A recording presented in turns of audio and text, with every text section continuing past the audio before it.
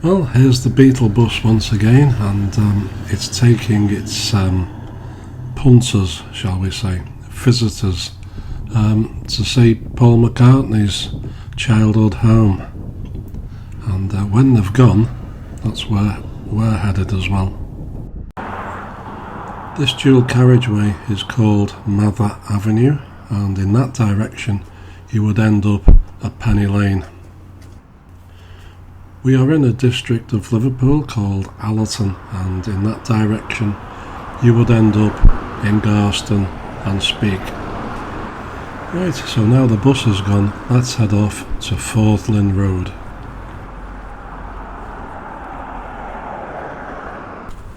I was asked if I would film a shortcut that Paul McCartney used to take when he used to walk to John Lennon's house, and apparently this shortcut was across Allerton Golf Club golf course. So it's been a while since I was asked to do it, so I'm going to start today. Probably won't do it all today because I've got other things to do, but I'm going to start at Paul McCartney's childhood home.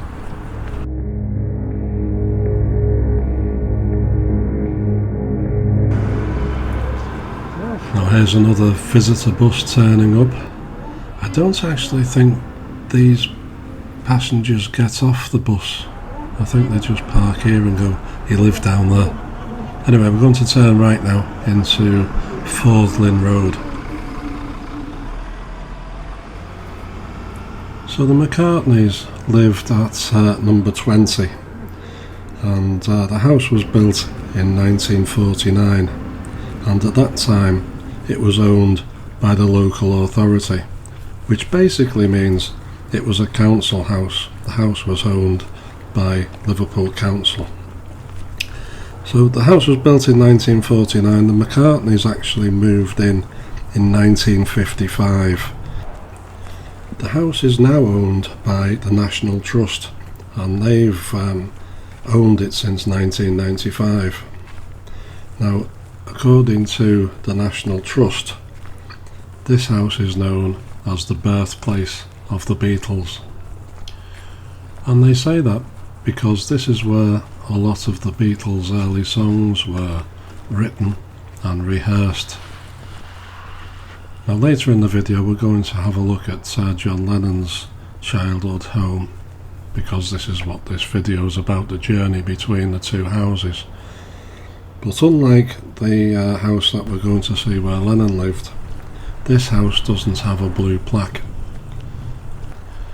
And that's because Paul McCartney is still alive. Or so he says. Right, so this is number 20, Fourth Road, and the former home of the McCartney family. Somebody drawing the curtains there.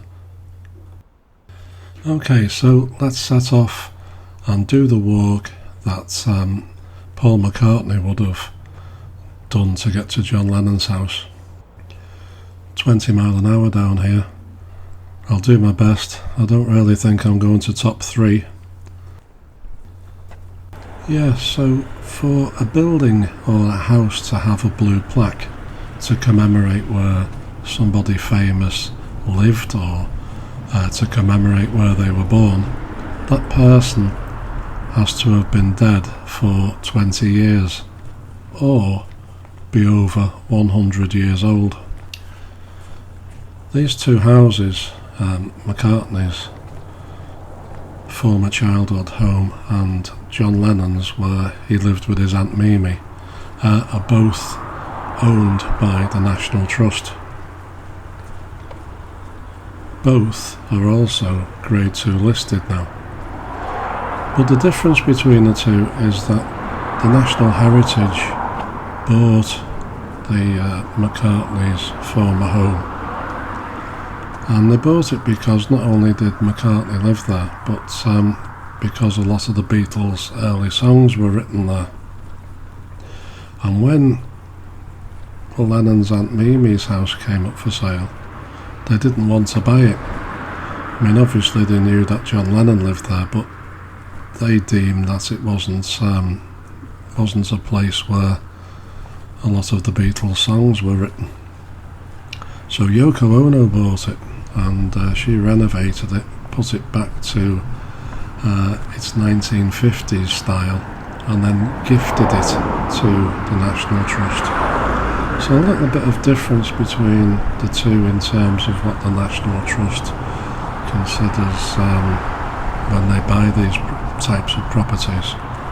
Anyway, we're back on Mather Avenue, and we need to get up to the next road, and this is the nearest one to Fordlin Road, which will take us up to the golf course. So I would guess that this will be the one that McCartney would choose, and this is Cleveley Road. Everything always seems to be on a hill when you walk around Liverpool, and I always end up seeming to make these videos walking up hills rather than walking down them. To be honest, I think this doesn't really represent what the day looks like. It's a little bit brighter than this. There you go. That's what the day looks like. But you know, sometimes you look in camera screens as you're walking along, and you can't really see what you're filming because the day is so bright and all you see is yourself reflected in the glass.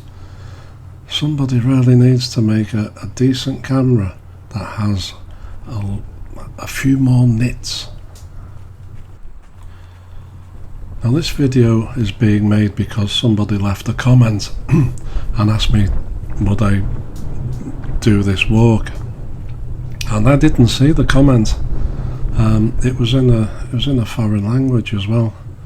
I just didn't see it. But our friend and contributor Strawberry Fields saw the comment and put me onto it. So thank you very much, Derek, for noticing this comment from this guy. And I know it's been a while, but finally got round to doing this walk between the two houses. Now I've parked on Mather Avenue near the outside the police academy, which is just a short walk from Fordlin Road. So obviously, once I've done this walk, I've got to go all the way back and get my car. So I'm going to do this video in 2 stages, probably over 2 days, because I've got something else on this afternoon, and I don't want to walk all the way to John Lennon's house on Medlow Avenue and then have to walk all the way back to Mather Avenue. These two met in 1957. I think it was the July 1957. And I was born in August 57, so it's pretty easy for me to work out that it was 66 years ago. And I would guess that this is when McCartney was walking backwards and forwards to Lennon's house in the late 1950s. I would imagine that Lennon did the walk as well, because if the vast majority of their early songs were written at McCartney's house and they used to rehearse there as well, then Lennon must have gone to McCartney's, and this is probably the easiest route. As you can see, it's a very nice area. I watched an interview with Paul McCartney, and he said that both he and Lennon came from a very nice area of Liverpool, but his house was a council house in the middle of a lot of private houses, whereas Lennon's was a private house on a main road. So we obviously knew the difference between the posh part of Allerton and the little area where he lived being owned by the council. And that's the golf club in front of us there on the other side of that wall. It's actually called Allerton Manor Golf Club.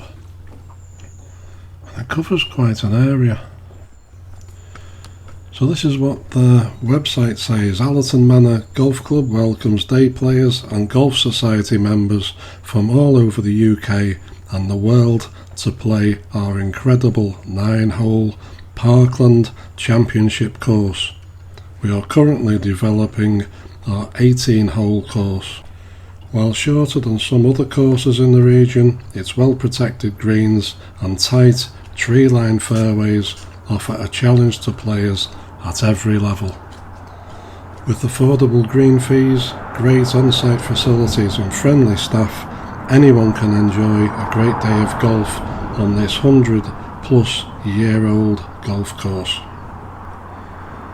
So anyone can play here, but they also offer memberships as well. So this road is called Allerton Road, and we need to get to Menlove Avenue, which is on the other side of this golf course.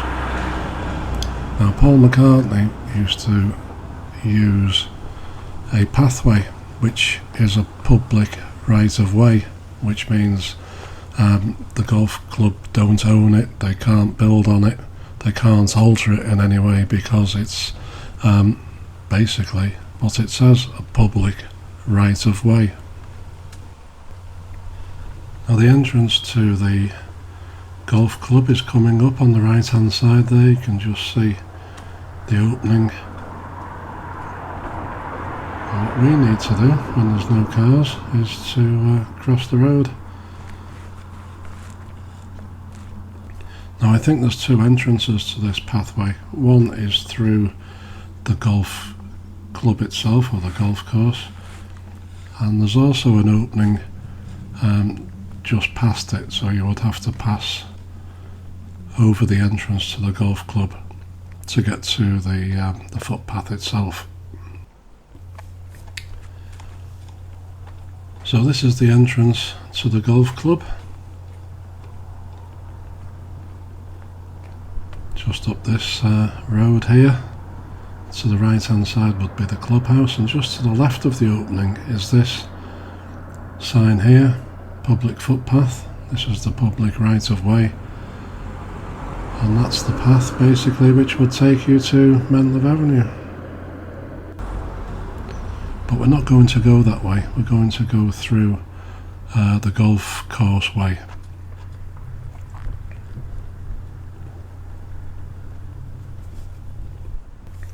On a personal note, I took up golf around about 2000. My then new son-in-law was a keen golfer, and I got into it through going out playing with him. It's very much like photography in that if you're not very good at it, you tend to blame your kit rather than yourself. So if you make a bad swing or you hit the ball in the wrong direction, it's the club's fault. In the same way as you take a bad photograph, you've got the wrong camera, it's never you. Gone really dark under these trees, I hope you can see what's going on. We are in the grounds now of Allerton Manor Golf Club, and in the early 1960s, around about 1963 I think, Allerton Manor Golf Club formed the backdrop for some famous photographs of the Beatles taken by a photographer called Dezo Hoffmann. So his full name was Dezider, D-E-Z-I-D-E-R Hoffmann, shortened down to Dezo Hoffmann. And he was born in 1912 and died in 1986. And he was born in what's now known as Slovakia. He got involved in the Spanish Civil War and was quite badly injured. And when he recovered, he moved to England and became part of a Slovakian squadron of pilots flying with the RAF. And after the war, he stayed in England, living in London, and he worked for some newspapers and magazines. In 1955, he began a collaboration with the record Mirror magazine, which was the start of his career photographing show business celebrities. In 1962, he went to Liverpool to photograph an unknown group at the time, and a mutual appreciation and sympathy led to a long-lasting relationship between Hoffmann and the group. Now this map here shows your public rights of way. Now when I was asked to do this walk, the guy who asked said that there's no need to do the full walk, or you can speed it up. So I'm just going to take a wander down the pathway here and show you what's here. Well, this is where the route we have taken joins the footpath which I showed next to the golf course entrance earlier. It gets really dark down here and quite narrow.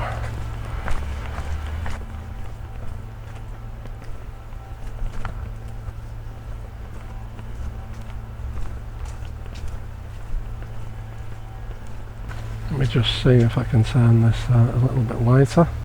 Right, I think that's a little bit better.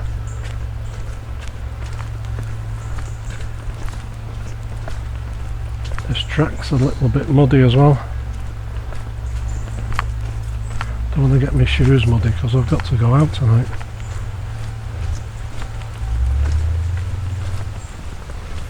So on the right hand side here, these bushes and the fence mark the boundary of the fairway of the golf course.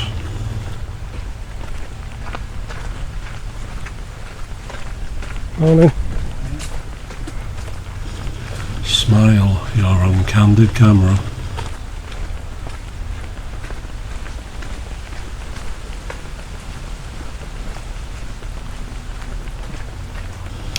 Little offshoot there as the pathway splits. We need to stay on this side here, on the boundary of the golf course. Right, so let's just walk up a little bit here. I'm not quite sure what it was like when Paul McCartney was walking up here. I don't think it would have looked much different. Possibly the trees are a bit bigger and a little bit more overgrown, but I think it would have been pretty similar to what we see today. Now somebody said to me, be careful that you don't get hit by any golf balls walking along here, but it seems to be quite well protected by these trees. Anyway, getting a little bit bright up here. Let me adjust the aperture. Yeah, so basically this is what the pathway looks like, and over there is the golf course. People actually playing on it there.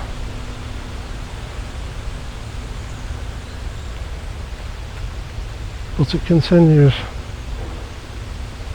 and doesn't look any different from this for the rest of the way. So we'll leave it here for now.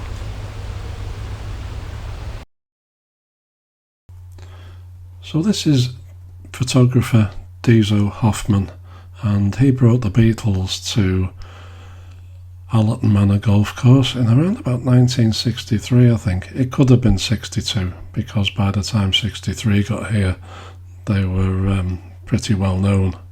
But these are some of the photographs he took here.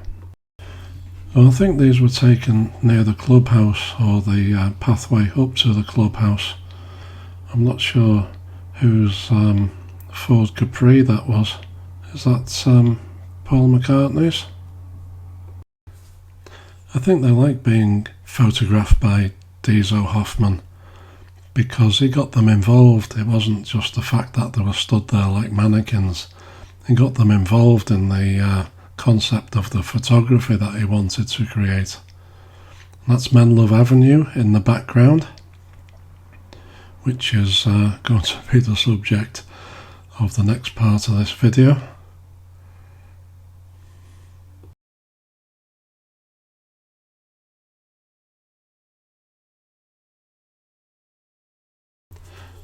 This photograph taken by Hoffmann was the inspiration for the Beatles statue which stands at the pier head on Liverpool waterfront, although obviously they're wearing slightly different clothes and they're in a different order. And this is the statue at Liverpool waterfront, created by sculptor Andrew Edwards, and it was unveiled in 2015. Now we have walked the full length of the pathway, and we're pretty near now to the Menlove Avenue end, the entrance and exit onto Menlove Avenue. So just going to finish this walk off. This is where we've come from. In that direction is Allerton, where we began our walk, and if I just swing the camera around, that's the golf course on our right hand side. Now the landscape changes here because on our left hand side there are some houses. Now at the end of this pathway, which isn't too far away, we finally get to Menlove Avenue. Now the confession to make, I guess, because I did mention in the beginning of the video that I wouldn't be able to do this walk in one day because I had something on in the afternoon. So this is done over 2 days. I've just worn the same t-shirt to make continuity look better. So this is a couple of days on. So this is Menlove Avenue, and just got to negotiate some steps onto the pavement level.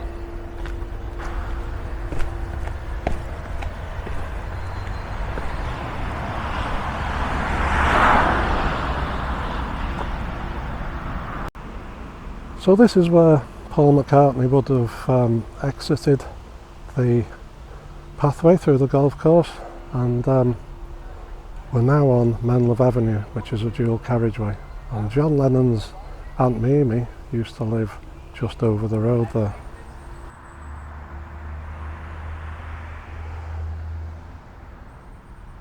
So in that direction, Penny Lane, and off towards Liverpool city centre.